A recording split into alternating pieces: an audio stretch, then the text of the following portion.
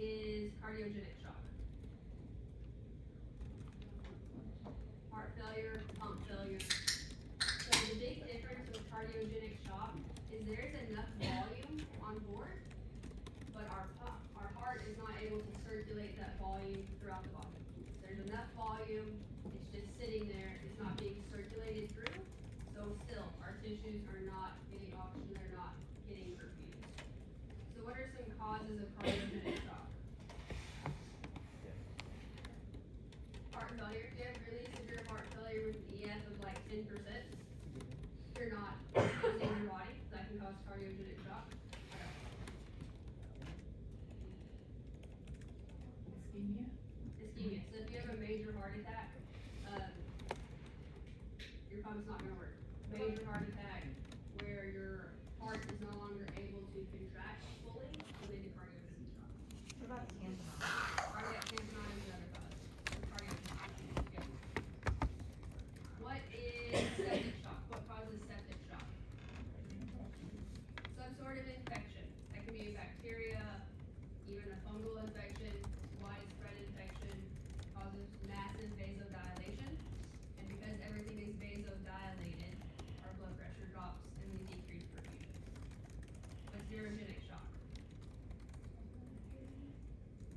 So spinal cord injury at T6 or above, and we completely lose all of our sympathetic drive. And what happens when we lose our sympathetic nervous system? We see only parasympathetic responses. So what does that do to our vessels? Are they going to vasoconstrict or vasodilate? Vasodilate. And what happens to your heart rate in a parasympathetic response? It drops. Bradycardia. So neurogenic shock is the only type of shock where you're going to see bradycardia.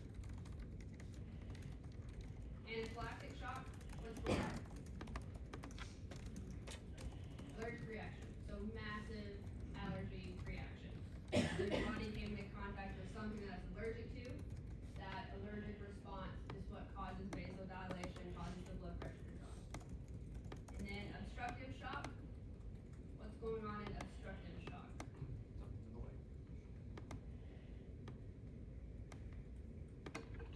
So something is obstructing blood flow. So think about what would obstruct blood flow from the heart. A clot. So if you have a massive PE, very massive PE, a saddle PE that's blocking that pulmonary artery, is blood able to flow from that right ventricle? No. So that impedes blood flow from the right ventricle, causes significant right-sided heart failure, and eventually that impedes the left side as well. A tension pneumothorax can also cause obstructive shock. All that pressure building in the chest will obstruct blood flow and obstruct blood flow returning to the heart. So lots of different types of shock, different causes, but what is the end of every type of shock? Impaired cellular metabolism, which eventually, you're right, will lead that. But all of our types of shock make our blood pressure drop, and when we have that lack of perfusion, our cells switch to that anaerobic metabolism. So every type of shock, regardless of the cause, ends with impaired cellular metabolism. And if we do not reverse it, that will ultimately lead to death. So our shock stages, there are 3 types of shock stages. Initially, our blood pressure drops and our body compensates. So whenever our blood pressure drops, what is the way our body compensates? Tachycardia. So what causes that tachycardia? Pathologically speaking. The sympathetic nervous system. So in our initial stage of shock, our blood pressure drops from some issue. And as our blood pressure drops, our body compensates. It stimulates our sympathetic nervous system. That gives us tachycardia. So we know tachycardia is going to help increase our cardiac output by increasing our heart rate. What else does our sympathetic nervous system do? What's it going to do to your blood vessels? It's going to constrict. So our body is able to compensate in this initial stage of shock. Our heart rate goes up, we vasoconstrict, our body's compensating, so our blood pressure is going to get better. So initially, they're warm, they're compensating, everything's still being perfused like it's supposed to. Another type of compensation is our RAS system.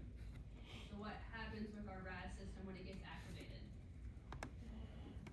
Holds on to water. That aldosterone, ADH, holds on to water, helps to increase our volume. What else does our RAS system do with angiotensin II? Vasoconstricts. So those are two mechanisms for our body to compensate in a shock state.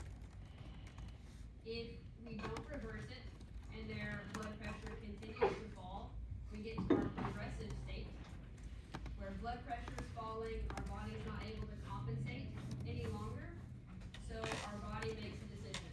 It decides to shunt blood to our brain and our heart to perfuse those two most vital organs. So in this progressive state, blood gets pushed to the brain, to the heart, to continue to hold on to life. And in this stage, your patient's going to feel cold and clammy because blood's no longer in the periphery. It's getting shunted to those most vital organs.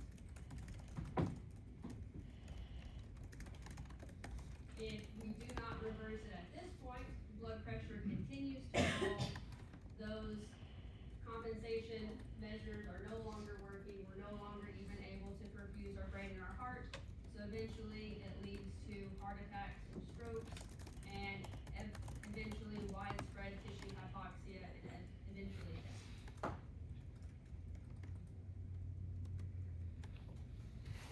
So initially, blood pressure drops, they compensate, everything is seemingly fine. So what is your patient going to look like in the initial stage of shock? Warm, high heart rate because of the compensation. They might have a fever. They usually feel anxious. So one of the earliest things that you're going to notice as the nurse at the bedside is your patient just doesn't seem right. They're kind of fidgety, they're anxious, they're restless, not necessarily confused, but their personality is not exactly what it was because they're going into the shock state. As our compensation measures fail, we go into the progressive stage. What is that going to look like? Cold, clammy, blood pressure very hypotensive, and then in the irreversible stage, definitely decreased mental status, drop in blood pressure, and eventually death.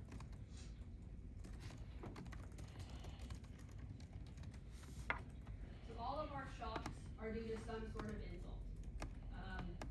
Allergy, trauma, hemorrhage, heart attack, some sort of trauma has happened to the body that is pushing us into a shock state. After that initial insult, our body mounts this inflammatory response. The very first thing we're going to see are SIRS criteria, our systemic inflammatory response syndrome. And that's all activated by our sympathetic nervous system. We get this inflammatory response, our body's compensating with this inflammation, our heart rate's higher, all to help deal with this insult. After this initial inflammatory response, our inflammatory system continues to work in overdrive and we get our maximum inflammatory response, which eventually leads to organ dysfunction. So our next step is MODS, multiple organ dysfunction. After this maximum inflammatory response, we have two options.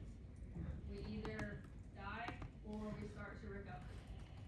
When we start to recover, our body starts to compensate to decrease that inflammation.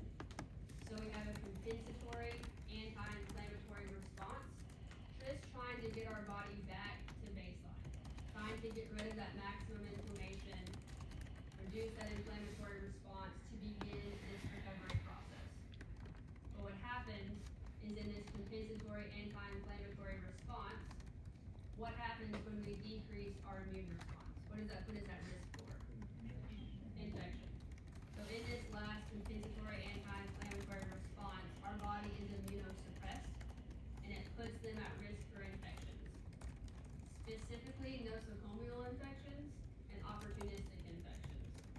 So what is a nosocomial infection? Do what? Hospital acquired. Hospital acquired. So what's some sort of hospital acquired infection? Like what's an example of that? MRSA. That's a big one. Do what? If they're on a ventilator acquired then what is an opportunistic infection?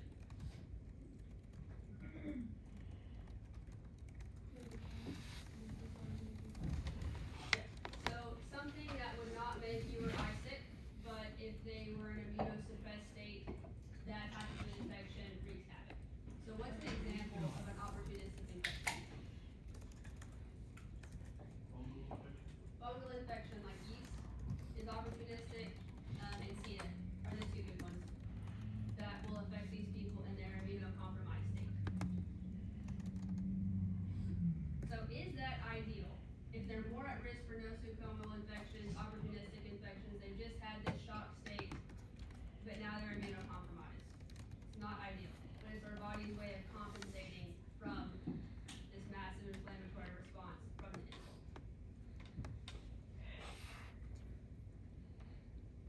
So with that initial inflammatory response, we have our systemic inflammatory response that is initially right after the insult. So that is our compensation. Our catecholamines get released, it's a cytokine response, it's inflammation, all dealing with that initial insult. So all of our types of shock are going to mount this surge response. So everyone that comes into the ER, we are assessing for surge criteria. It's a specific set of criteria that if our patient has two of these criteria, we really should be concerned they're going into some sort of shock state.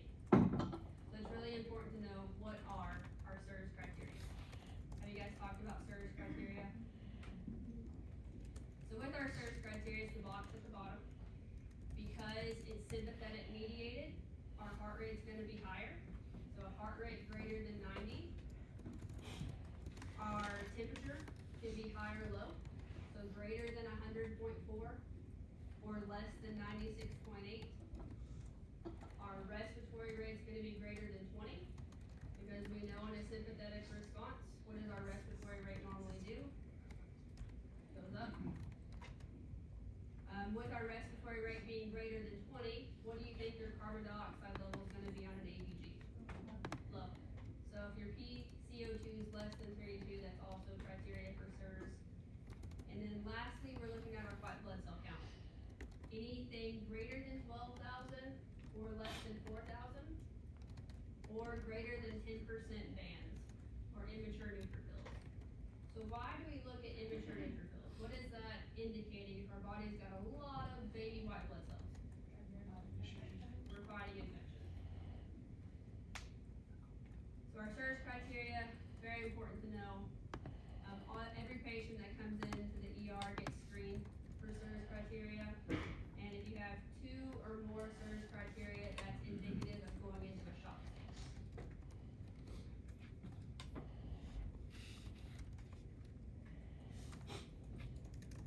Now we're going to talk about each type of shock individually.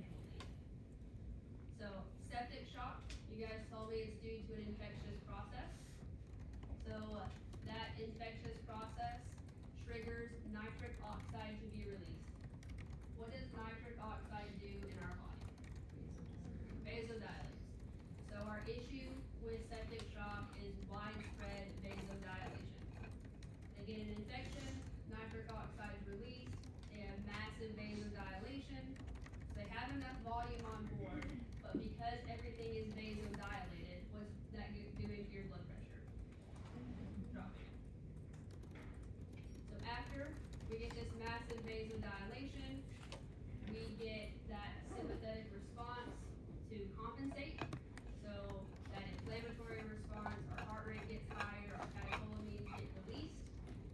Because releasing catecholamines, it also triggers our cortisol to be released, and that's going to cause our glucose to be high.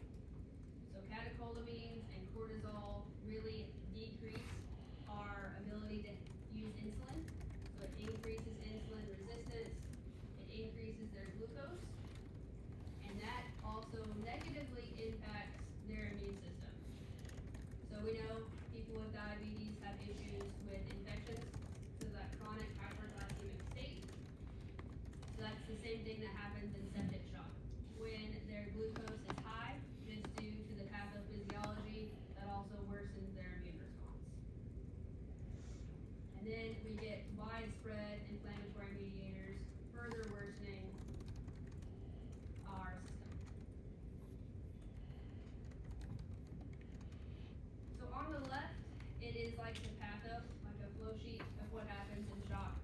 So initially, you get a pathogen come in, so a bacteria usually, that triggers that immune response with our SIRS criteria, our systemic inflammatory response. Once we get two SIRS criteria plus a source of infection, that's deemed as sepsis. As that infection progresses, nitric oxide gets released. We get our vasodilation. Once we're vasodilated, our blood pressure drops. Our body tries to compensate with our sympathetic nervous system and our RAS system. As that shock state progresses, our compensatory mechanisms start to fail. They transition into cold shock. And then eventually, if we don't reverse this at all, they're going to end up with multi-organ dysfunction and eventually death. Does toxic shock fit with septic shock? Yes, because it's that staph bacteria. So it'll be the exact same process. So, that's the picture on the left. The picture on the right is just classifying what sepsis is. You have two SIRS criteria plus any source of infection is deemed sepsis. Once their blood pressure starts to fall and you start to see in-organ damage, then it's called severe sepsis. If their blood pressure continues to fall in spite of us giving fluids and treatment, then it's considered septic shock. So what does it mean to have signs of in-organ damage? Kidney function liability. Yep. So kidneys can shut down, you can have shutdown of the liver, everything GI begins to shut down. So all of our organs that need to be perfused are considered in organs. So whenever we see in organ damage due to lack of perfusion, then it's considered sepsis, severe sepsis. Hypovolemic shock, you told me is what? Not enough volume. So the classic example is hemorrhage. There's a trauma, a car accident, someone bleeds out. That's the classic picture of hypovolemic shock. But what is something else where another chronic condition that could lead to hypovolemic shock? Burns. What else? Dehydration. Yeah, chronic condition. Do what? So think about a disease process where your volume is no longer intravascular. A disease process where it seeps out into the third spacing. Cirrhosis and fibrosis. So that is a more different one that doesn't normally come to mind. So cirrhosis, liver failure, because they lack that albumin, all of that volume leaves the vessel and is in their body, but it's not where it's supposed to be. So they're intravascularly dry. So that's classified as a hypovolemic shock. So patho-wise, anytime someone's volume drops by 20% or roughly 1 liter, they're going to be hypovolemic. When they don't have enough volume, then they're not able to perfuse all their organs, blood pressure drops, and ultimately ends with that impaired cellular metabolism.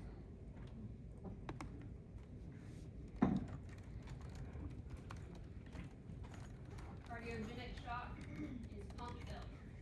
Anything that causes the heart to no longer function will lead to cardiogenic shock. So you guys told me having a massive heart attack, severe congestive heart failure with a really low EF, dysrhythmia, your heart's not able to contract correctly so you have good cardiac output, leads to cardiogenic shock, and cardiac tamponade.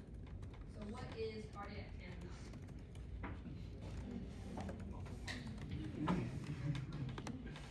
Yeah, you have fluid, blood, frequent drainage, something in the pericardial membrane that restricts the heart from filling.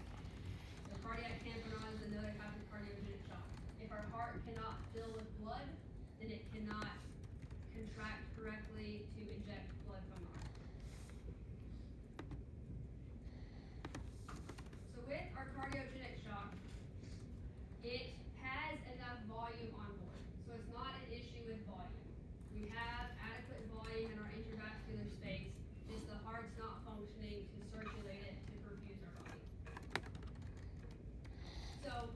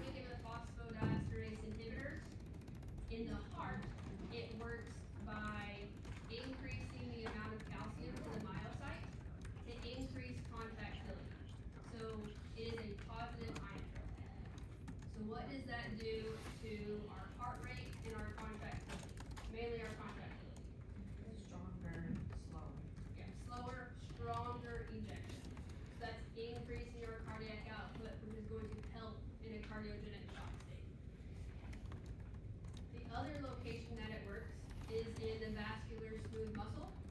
When it blocks phosphodiesterase, that actually leads to vasodilation in the periphery. So its mechanism of action is twofold. It's a positive inotrope, increasing contractility in the heart, and in the periphery, it vasodilates. So how does that vasodilation improve our cardiogenic shock state? Less work on the heart.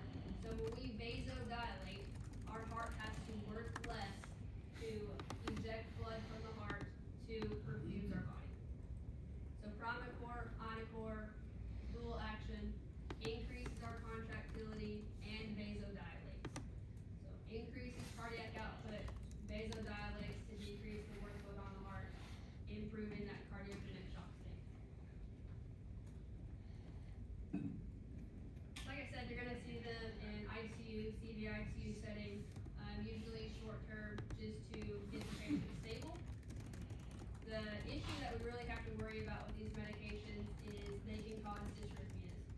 By increasing contractility, it can increase the oxygen use in the heart and lead to a dysrhythmia. So these patients have to be on rhythm treatment. Both medications are relatively picky. They want to be given by themselves, not mixed with any other medications. But our big thing is our ventricular dysrhythmias.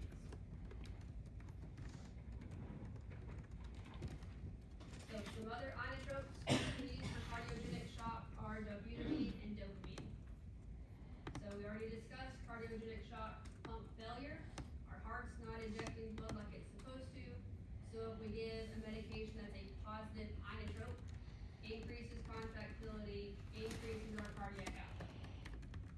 So dobutamine is really our go-to medication. It is a beta-1 agonist. So what does it mean for something to be a beta-1 agonist?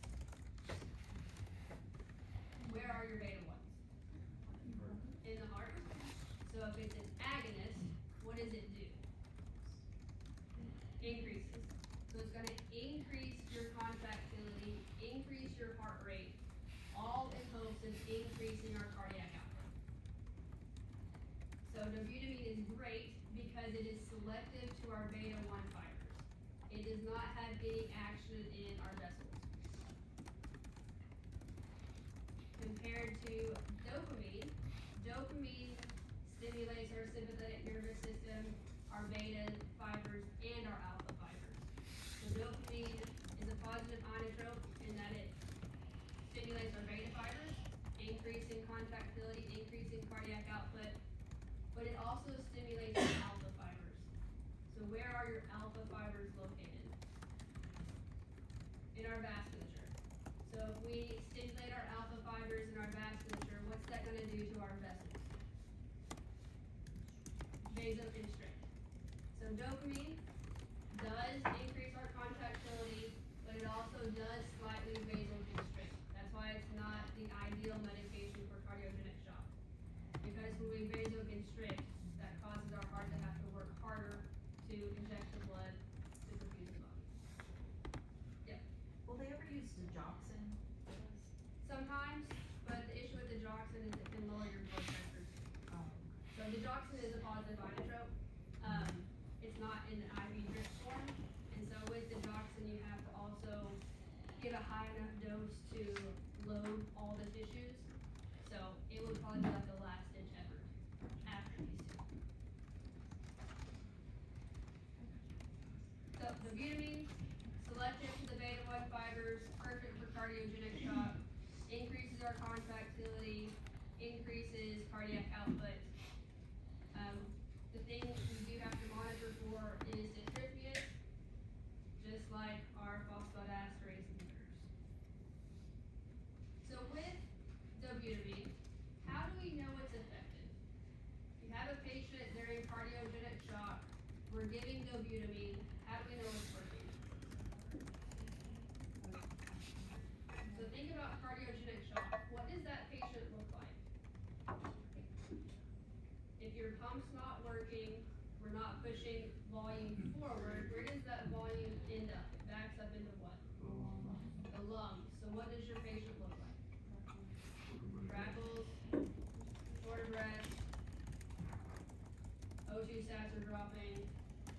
blood pressure is low. So how do we know dobutamine is effective? If those things are improving. So if there's ever a question if a medication's effective, you have to read in the question stem, why are we giving the medication? So with dobutamine, we know it's effective when their lung sounds improve. They no longer have crackles. Their respiratory rate calms down. They don't feel like they're smothering. Also, their blood pressure gets better. So what are some other ways that we know their blood pressure is getting better other than their blood pressure improving? What are some signs of perfusion in the body? Output. Urine output. What do we want our urine output to be? 30 mLs per hour. Or if you're dealing with like a really small person, like 1 to 2 mLs per kilogram per hour. What else? Calorie fill. What do we want our calorie fill to be? Less than 3 seconds. So all of those would be positive indicators that our dobutamine is effective. Neurogenic shock. So it's a spinal cord injury at what level? T6 or above. When we have an injury at T6 or above, it disrupts our sympathetic nervous system.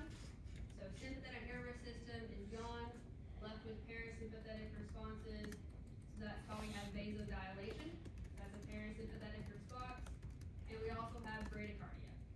So it's the only shock state that's going to have bradycardia. Just due to the patho involved. Anaphylactic shock. Massive allergic reaction. So when our immune system comes into contact with an antigen, our IgE makes a memory to it. So the next time our body is exposed to it, that response is going to be even more severe. So that's why if someone had an allergic reaction to a bee sting, their next reaction is going to be worse. The one after that's going to be even more severe. So with our anaphylactic shock, this releases eosinophils, basophils, and massive amounts of histamine. So that's the key to anaphylactic shock, is the massive release of histamine. Histamine causes massive vasodilation, which we know causes our blood pressure to drop. So with anaphylactic shock, they have enough volume on board, but because this histamine is released, they have that massive vasodilation, and blood's not returning to the heart. So nothing is being perfused, and we end up with that impaired cellular metabolism. So some other things we see in anaphylactic shock are those of an allergic reaction. So what's a very common skin rash with an allergic reaction? Hives. Urticaria or hives due to that histamine release. That histamine also causes lots of fluid to be released in the lungs. So they get very congested, they get bronchospasms, they're also wheezing, and they can also have stridor. And then if you get swelling of the lips and tongue, what's that called?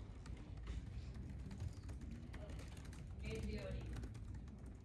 So all of those things are common findings in anaphylactic shock. So any questions about each type of shock individually, like the patho involved?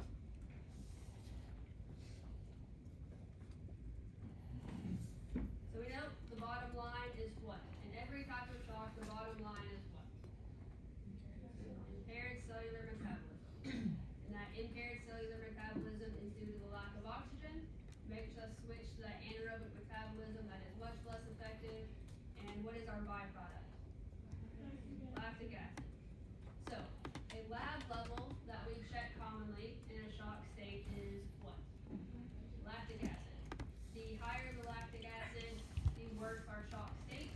The more acidotic we're going to be, the more cell death that's happening.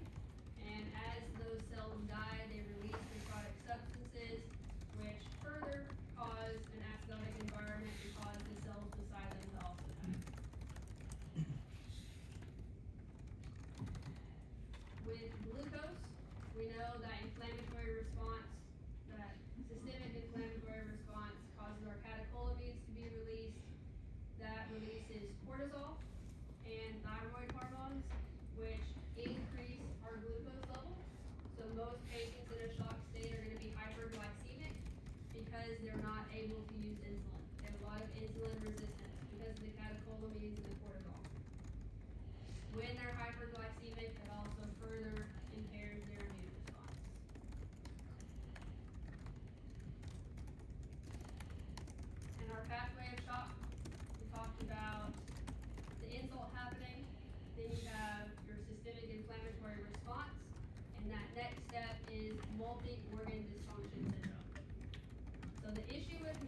organ dysfunction syndrome is the patho's not very well understood. We do know it happens, it's very detailed, but it does happen every time with shock state. And it happens in the same progression. So when our organs start failing, usually we see issues with our lungs first. They're gonna have increased respiratory rate, their O2 sats gonna drop. You're gonna have an increased work of breathing. So issues with our lungs happen first. That's followed by liver and kidney failure. So what does liver failure look like? Jaundice, elevated LFTs. What does renal failure look like? Elevated creatinine and dropping your GFR. What is your urine output going to do in renal failure? Decrease. And then lastly, you have issues with your GI tract, not able to digest anything. And then one of our last complications is DIC. So what is DIC? Bleeding and clotting at the same time. So DIC is not a disease that happens in and of itself. It's the result of something else. A lot of patients that have septic shock will go into DIC. So what happens, they have this massive release of thrombin into circulation. That thrombin causes fibrinogen to convert to fibrin, and fibrin is what clots are made of. So you have lots of microthrombi in the small vessels throughout the body. So lots of tiny clots everywhere. Your body recognizes all the tiny clots everywhere and begins to break down those clots by increasing fibrinolysis. So you have the simultaneous microthrombi everywhere and the breakdown of clots. So the bleeding and clotting at the same time. And because we have all of the clots everywhere in the body, we have used up all of our platelets, all of our clotting factors. So that makes when they start to break down the clots, we're not able to make new clots in there. Yeah. Is this where you would use the D-dimer test? You can. So the issue with DIC is you have clots plus the breakdown of clots. So it's trying to, your labs are kind of skewed. You're gonna have low levels of fibrinogen, you're gonna have low levels of platelets, and your D-dimer is gonna be elevated. Which is really why it's hard to treat. Small clots plus bleeding, it's hard to pick which pathway to treat. And a lot of patients that go into DIC eventually do die. So the mortality rate once they have DIC increases by like 30 to 50%. Massive release of thrombin, microthrombi, breaking down of clots all at the same time. So what are you gonna see? That's exactly what you're gonna see, bleeding and clotting at the same time. So bleeding from IV sites, from arterial lines, you're gonna have petechia and purpura because you no longer have enough platelets because all your platelets are being used in the clots. And then you're also gonna have cyanosis in your fingers and toes because you have all the small clots in the small vessels of the body.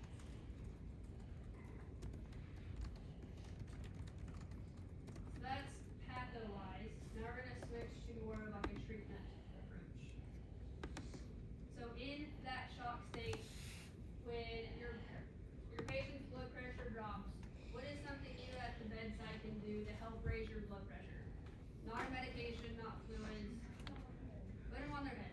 So that is something easy you can do that buys you a few minutes to do other things. So put them in Trendelenburg.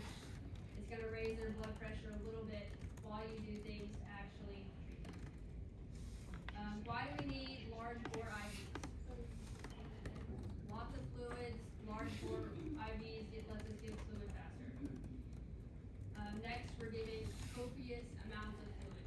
So usually these patients get a 30 ml per kilogram bolus with not a cardiogenic shock. Why would we not want to give lots of fluids to a cardiogenic shock patient? It's gonna make it worse. But every other type of shock state needs lots of fluids. Specifically for sepsis, we need to get cultures. Why do we get cultures? What are we looking for when we get cultures? The type of bacteria. So we need blood cultures. If we think they have a UTI, what kind of culture do we do? pneumonia, get a sputum culture. And we definitely want to get cultures before we give antibiotics. Why? It'll skew our culture results. So we want an accurate culture to know what bacteria we're treating so we can narrow down antibiotics down the road. Ideally, we start antibiotics within 1 hour.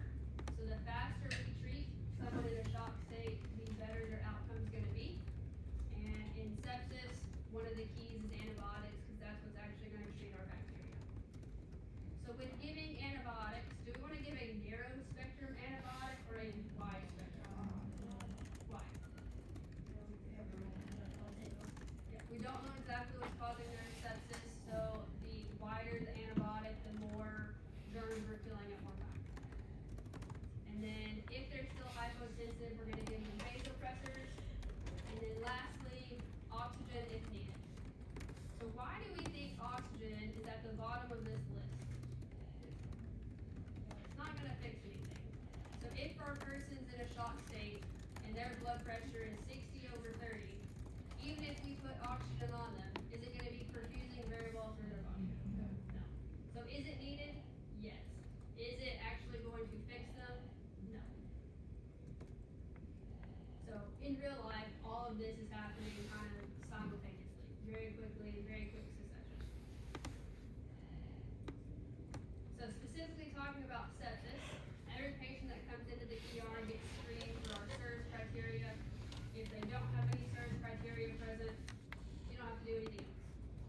If you have one SIRS criteria present, so you're going down the middle of the pathway, then you're going to check a white count.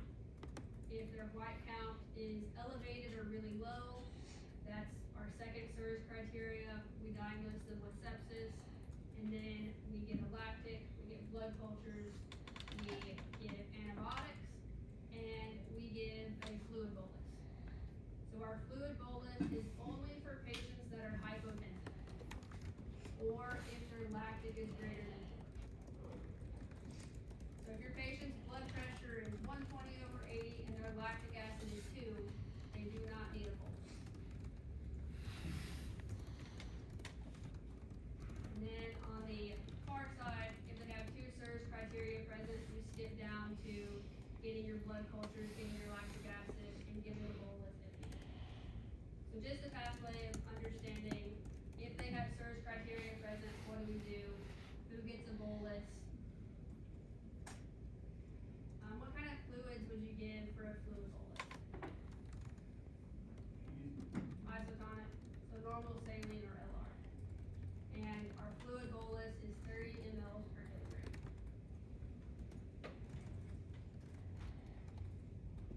So with sepsis, time is really important. The faster we treat these patients, the better their outcome's going to be. So there is a 3-hour bundle, but ideally it's done quicker than 3 hours. So within 3 hours, our goal is to recognize this person has sepsis, have their lactic acid drawn, their blood cultures drawn, their antibiotics given, and their fluid bolus infused if they're hypotensive.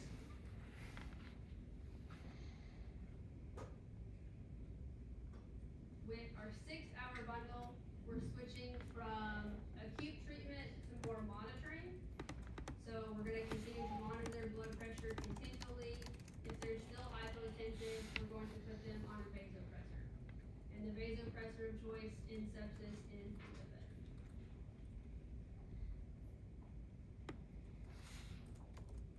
So with our 30 ml per kilogram bolus, you need to know how to calculate that. So if a patient came in, their heart rate was 101, their temperature was 102, and their blood pressure was 60/30, and they weigh 100 kilograms, how much fluid do you need to give them? 3 liters. 3 liters. So 30 times 100, 3 liters. So the larger the person, the more fluid they're going to get. And so we do have to be careful with how much fluid we're giving them, especially if they have heart failure or renal failure. You need to monitor their eyes and nose, make sure they're adequately excreting everything we're putting in. Yeah. What's the order we do it in? We draw blood, we get cultures, antibiotics, then fluids, or So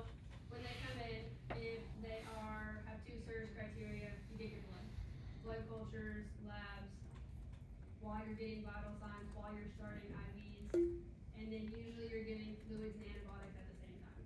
Because if you think about that fluid bolus, it's not gonna be instant to give 3 liters. So the sooner we start it, the better their blood pressure is gonna be.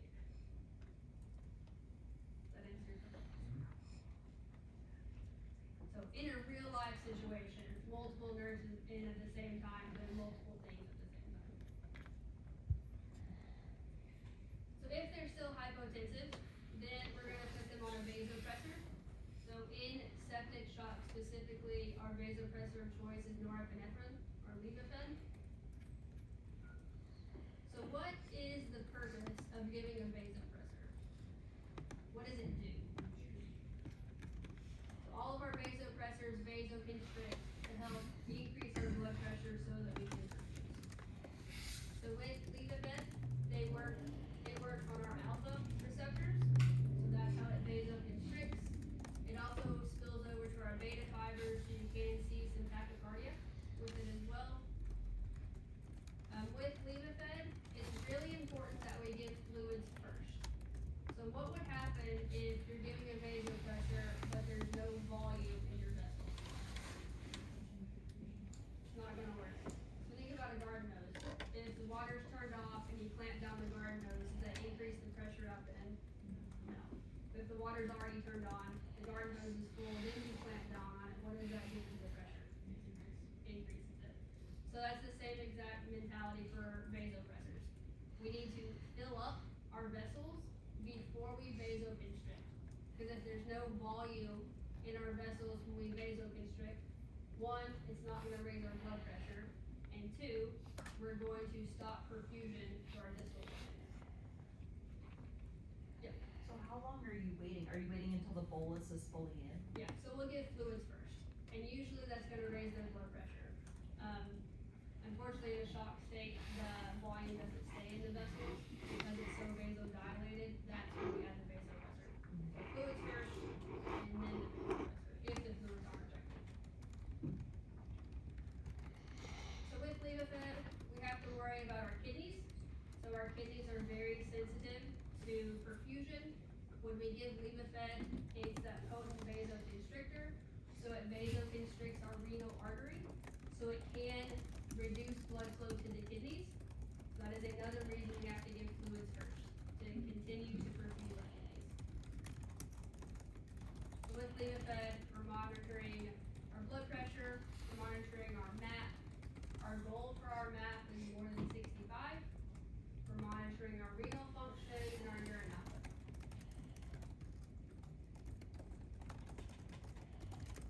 With Levophen, it's really important we have a good IV. So a 24 gauge in the hand, not a great IV. If our vasopressor infiltrates, Levophen infiltrates because it's that potent vasoconstrictor, it'll vasoconstrict the vessels of the skin and cause tissue necrosis. So ideally, Levophen's given through a central line. That way it cannot infiltrate.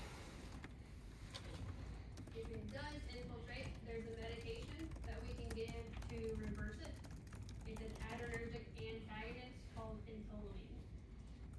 So the way we give phentolamine is if Levophen infiltrates, you're gonna have this big red area around that IV site. So we draw up phentolamine in a syringe. You get a small needle, like a 25 gauge, and do like sub-Q injections around that area of infiltration. And that will stop that vasoconstriction, stop that tissue necrosis.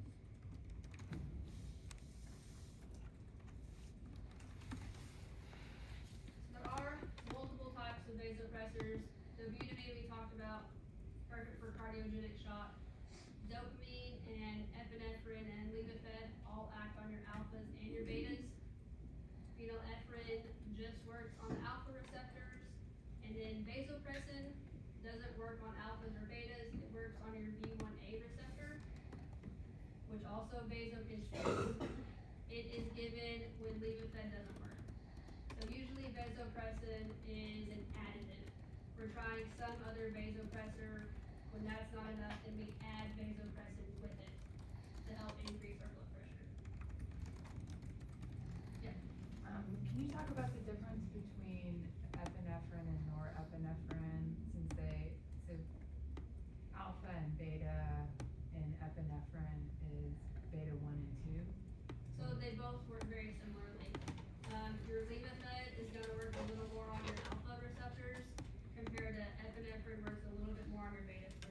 they both work in both locations.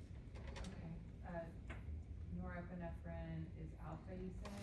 It's slightly little more alpha. But, So if you had like a teeter-totter, like, norepinephrine is like 60% alpha and 40% beta, and epinephrine is alpha.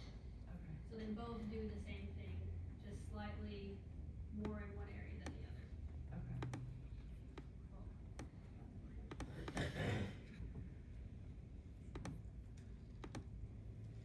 Hit the wrong button, sorry.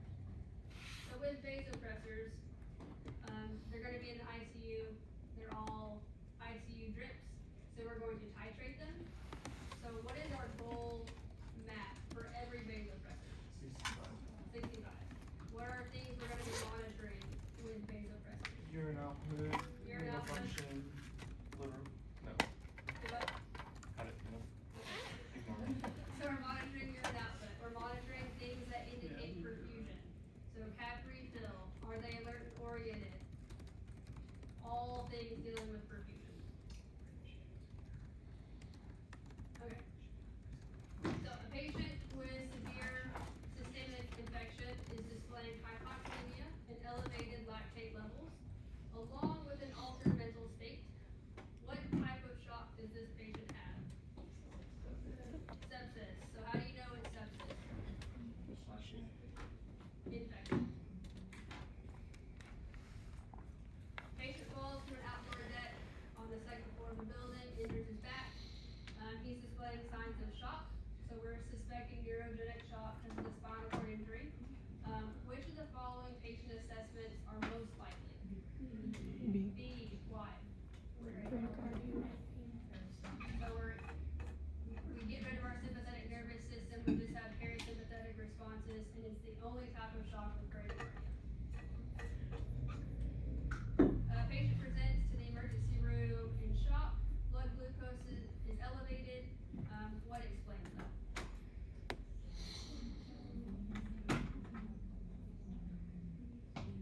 D, cortisol and catecholamines. Yeah. So in our shock state, we get that inflammatory response. It triggers our sympathetic nervous system that releases catecholamines and cortisol, decreases our sensitivity to insulin, raises our glucose. When our glucose is high, that further impairs our immune system. A patient arrives to the ER in hypovolemic shock. Fluid replacement is initiated. Which of the following does the clinician expect to increase as the patient is treated and begins recovery? Select all of them. So let's take it one at a time. If they're in hypovolemic shock, we're getting back fluids, do we think their heart rate's gonna get higher? No. What would that indicate if their heart rate's getting higher? Getting worse. Do we expect